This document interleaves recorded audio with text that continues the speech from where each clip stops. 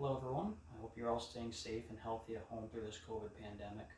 My name is Zach, and today I'm going to be telling you why your next vacation should be to Disney World in Orlando, Florida.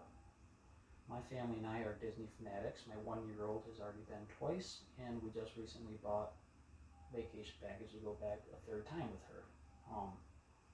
There's a million different reasons I think you should go, and only a few that might make you unsure.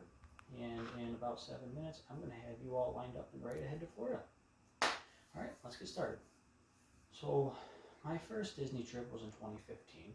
I was 25 years old, and I had absolutely no desire to go to what I thought was a play place for kids. I thought it's going to be crowded, it's expensive, I'm going to absolutely dread this. But I was so wrong. When you think of other theme parks like Six Flags and Hershey Park, you've got to understand that Disney parks really belong in their own category. The entire park is perfectly decorated, they are immaculate, and they are well staffed. You really can't help but feel your emotions take over when you first walk onto Main Street, USA, with the classical Disney music playing and the perfectly decorated layout of it all hitting you in the face. After just one quick glance, you know it's going to be a wonderful and magical day. Disney doesn't just go after sights and sounds though. All of your senses are stimulated before you even get in line for your first ride. Every detail looks great. The sounds and music bring back warm childhood memories, and the smell of the fresh baked goods hovers over the entire park. There are literally hundreds of snacks available for purchase. They're all to die for. The combination of it all makes for a stimulation overload in the best way, and it hits you right in the feels as you bounce spot to spot like you're a child again. That's the magic of Disney, and that's just after a 30-second walk into park number 1 of 4. That's the Magic Kingdom. So, why Disney? I mean, every vacation spot has good food, and every vacation spot makes you happy, right? Sure, maybe. But unlike any other place you can go, Disney has something for everyone in the family. The 4 main parks are the Magic Kingdom, Hollywood Studios, Epcot, and the Animal Kingdom. Each one has its very own distinct theme. It's like each one's allowing you to step into an entirely new world. They've got a beach-themed water park for anyone who wants to go to the beach.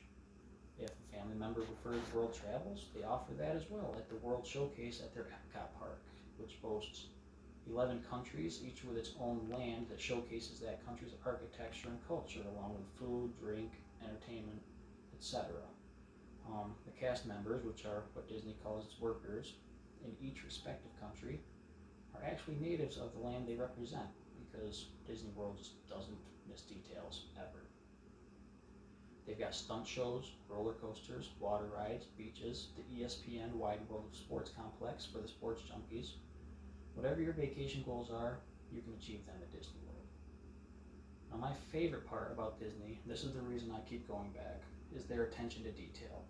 You'll never walk through a Disney park and say, that looks okay. You'll never compare it to somewhere else you've been and tell yourself, Disney didn't do it as well. Everything is themed down to the most minute detail. And this here is a perfect example of that. This is the Tree of Life in the Animal Kingdom Park, and it is absolutely massive. It's handmade, and it's actually built from an old offshore oil rig. Now, if you look closer at it, more importantly, you'll see that its entire surface is intricately carved with images of animals. Another fun detail is the self-descriptive hidden Mickeys found all across the park on every ride, wait line, and restaurant. This one is at the top of their log ride called Splash Mountain. Can you see it? I'll give you a hint.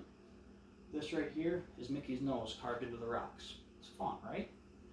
Now, we need to address the few opposing viewpoints I've heard about planning a Disney vacation.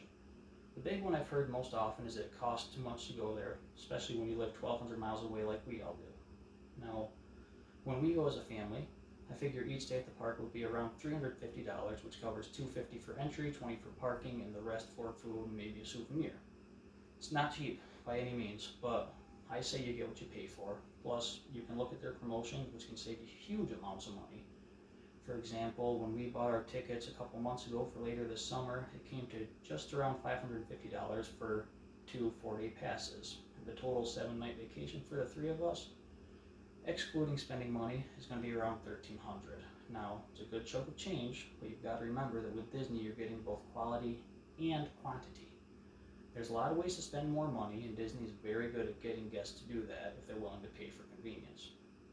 For example, they have dozens of hotels, and their simplest rooms cost around $110. Now, the room itself is not worth nearly that much, but each hotel has its own gift shops, its own fun theming, its own food service, and free shuttles to and from all the parks.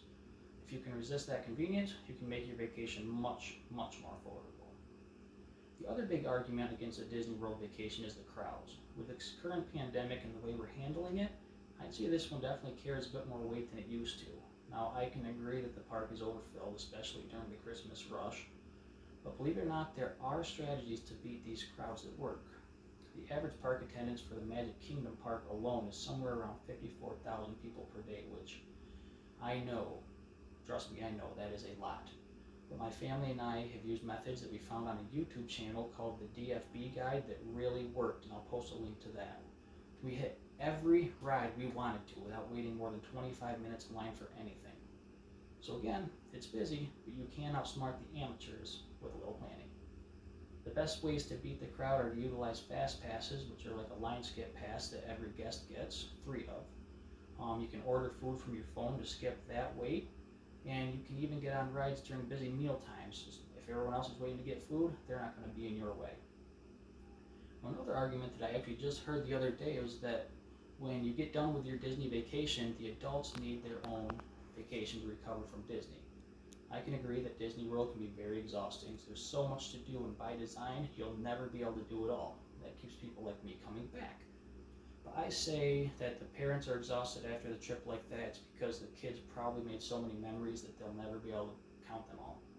Plus, if you talk your in-laws into going like we do, you get a free babysitter for the last day of relaxation before that 3-hour flight or 18-hour drive back home.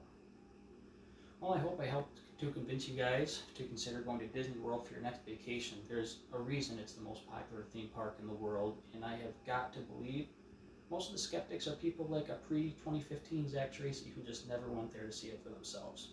Is it expensive? It can be. Is it crowded? Usually. But is it worth it? Always.